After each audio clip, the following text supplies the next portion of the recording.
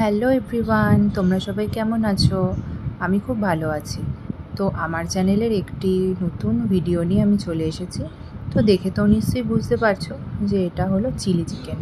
তো আমি বাড়িতে কিভাবে চিলি চিকেন বানাই সেটাই আজকে তোমাদের সাথে শেয়ার করব। তো আজকে কোর্ট থেকে ফেরার পথে কিছু সবজি কিনে নিয়ে এসেছিলাম। এই যেমন ধরো চিলি চিকেন করব বলে ক্যাপসিকাম, তারপরে একটুখানি বেগুন কিনে নিয়ে এসেছিলাম, একটু গাজর, একটু ধনেপাতা। এগুলো যদিও চিলি চিকেনে লাগবে না, কিন্তু ওই আর কি, চিলি চিকেনে ধনেপাতা আর এই ক্যাপসিকামটাই কিনে নিয়ে এসেছিলাম, আর সবই ঘরে ছিল। তো এখানে দেখো আমি একটা মিক্সি বানিয়ে নিচ্ছিলাম, আদা রসুন আর লঙ্কার পেস্ট। আর এখানে দেখো আমি মাংসের মধ্যে দিয়ে দিয়েছি ডিম, নুন, আর যেটা আদা রসুন লঙ্কা পেস্ট, গোলমরিচ, আর কিছুটা দিয়ে দিলাম এখানে ময়দার গুঁড়ো, আর দিয়ে দেবো কিছুটা কর্নফ্লাওয়ার। তো এই সমস্ত উপকরণ দিয়ে আমি ভালো করে মাংসটা ম্যারিনেট করে আধ ঘন্টা মতো রেখে দেবো। তো এরপর এখানে তোমরা ভিনিগারও ইউজ করতে পারো, কিন্তু আমি এখানে ভিনিগারটা স্কিপ করেছিলাম। তো এরপর দেখো আমি এখানে ম্যারিনেট করে রেখে দিলাম। তো ম্যারিনেট করার পরে এবার আমি সবজিগুলো সমস্ত কেটে নিয়েছি। তো দেখো এখানে আমি ক্যাপসিকামটাও কেটে নিয়েছি।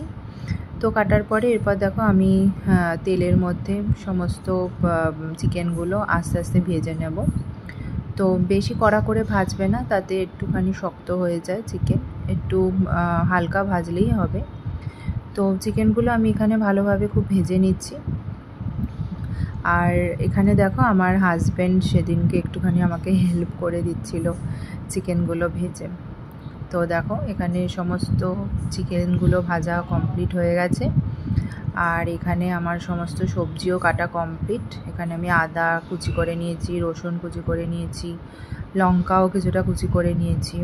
আর তারপরে দেখো এখানে যেই তেলে চিকেনগুলো ভাজলাম সেই তেলে এবার আমি এখানে রসুন কুচিটা দিয়ে দিলাম। তো রসুন কুচিটা দেওয়ার পরে একটুখানি লাল লাল হয়ে গেলে এর মধ্যে আমি দিয়ে দেবো আদা কুচি। তো আদা কুচি আর রসুন কুচি দিয়ে ভালো করে একটুখানি নেড়ে চেড়ে ভেজে ঠেজে নিয়ে বাকি সব সবজিগুলো আমি এখানে অ্যাড করে দেবো। তো দেখো প্রথমে আমি রসুন কুচিটা দিয়ে আদা কুচি দিয়ে এবার আমি এখানে লঙ্কা কুচিগুলোও দিয়ে দিচ্ছি। তো যে যেরকম ঝাল খাও সেই অনুযায়ী তোমরা সবাই লঙ্কা দেবে। তো এখানে যেহেতু আমি মাংসে গোলমরিচও ইউজ করেছি তাই বেশি লঙ্কা আমি দিইনি। তো দেখো এখানে আমার ফোড়নটা মোটামুটি ভাজা হয়ে গেছে, লাল লাল হয়ে গেছে আদা রসুনটা। তো এরপর আমি এখানে কেটে রাখা পেঁয়াজগুলো দিয়ে দিলাম। তো পেঁয়াজগুলো আমি এরমভাবেই সরু সরু করে কেটে নিয়েছিলাম, আগের থেকে আমার কাটা হয়ে গেছিলো। এবার আমি নুন দিয়ে এখানে পেঁয়াজটাকে ভালো করে ভেজে দেবো। নুন দিলে পেঁয়াজটা একটু নরম হয়ে যায় আর ভালো মতো করে ভাজাও হয়। তো দেখো এখানে আমি এবার একটুখানি নুন দিয়ে দিলাম।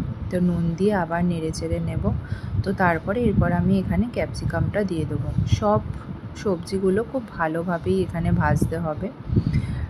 তো এখানে আমি কিছুটা গোলমরিচও দিয়ে দিলাম যাতে একটু টেস্টটাও থাকে। চিলি চিকেন একটু ঝাল ঝাল না হলে ঠিক ভালো লাগে না। তো তোমরা ঝাল ঝাল ভালোবাসো নাকি একটু মিষ্টি মিষ্টি ভালোবাসো সেটা আমাকে কমেন্ট করে জানিও। তো দেখো এবার আমি সিমলা মির্চটা এখানে অ্যাড করে দিলাম। তো সব উপকরণগুলো ভালোভাবেই আমি এখানে এবার ভেজে নেব। তো এখানে আমি এখন আর নুন দেব না, কারণ পেঁয়াজ ভাজার সময় আমি অনেকটাই নুন দিয়ে দিয়েছি। আর এখানে ততক্ষণ সবজিগুলো ভাজা হোক আর আমি এদিকে যে সসটা আমি ব্যবহার করব সেটা আমি রেডি করে নিই। তো দেখো এখানে আমি টমেটো সস দিয়ে দিয়েছি অনেকটা, আর এখানে দিয়ে দিলাম এবারে চিলি সস। যেহেতু একটু ঝাল ঝাল হবে তাই চিলি সসটাও দিলাম। আর এখানে দিয়ে দিলাম কিছুটা সোয়া সস বেশি আমি ব্যবহার করি না, কারণ টক হয়ে যায় বেশি। তো এরপর দেখো এবার সসের মধ্যে আমি কিছুটা কর্নফ্লাওয়ারও দিয়ে দেবো। তো কর্নফ্লাওয়ার দিয়ে আমি ওখানে জল দিয়ে ওটা গুলে রেডি করে নিয়েছি। আর এখানে দেখো আমার সবজি পুরো ভাজা কমপ্লিট। তো যেহেতু ভাজা হয়ে গেছে তাই এবার এর মধ্যে আমি আগের থেকে ভেজে রাখা চিলি চিকেনগুলো দিয়ে দিচ্ছি। তো চিলি চিকেনগুলো দিয়ে আমি খুব ভালোভাবে এরপরে সবজির সাথে মাংসগুলো মিশিয়ে নেব ভালো করে।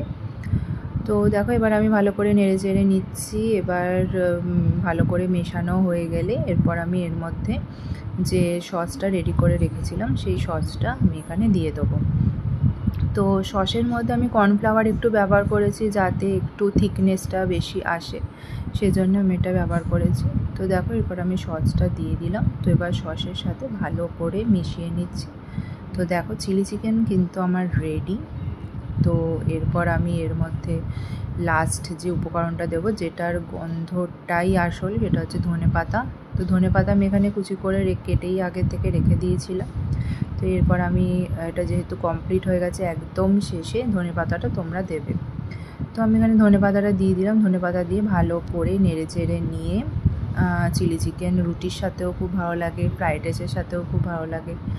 ফ্রাইড রাইসের সাথেও তোমরা খেতে পারো, রুটির সাথেও তোমরা খেতে পারো, তোমাদের যেটা ইচ্ছা তোমরা সেটা। আমি সেদিনকে ডিনারে রুটি আর এই চিলি চিকেনই করেছিলাম। তো দেখো আমার চিলি চিকেন পুরো রেডি। খুব খুব সহজে আর খুব অল্প সময়তেই এটা রেডি হয়ে যায়। তো এই উপকরণ দিয়ে তোমরা বাড়িতে ট্রাই করতে পারো। আর কীরকম হয়েছে সেটা আমাকে কমেন্টে অবশ্যই জানিও। তো আমার ভিডিওটা ভালো লাগলে অবশ্যই লাইক, কমেন্ট অ্যান্ড শেয়ার করে দিও। আর যারা নতুন বন্ধুরা দেখছো তারা অবশ্যই চ্যানেলটিকে সাবস্ক্রাইব করে দিয়ে পাশের বেল আইকনটা প্রেস করে দিও, তাহলে সমস্ত ভিডিওগুলো তোমাদের কাছে নোটিফিকেশান চলে যাবে। তো দেখো আমি রুটি দিয়ে গরম গরম চিলি চিকেন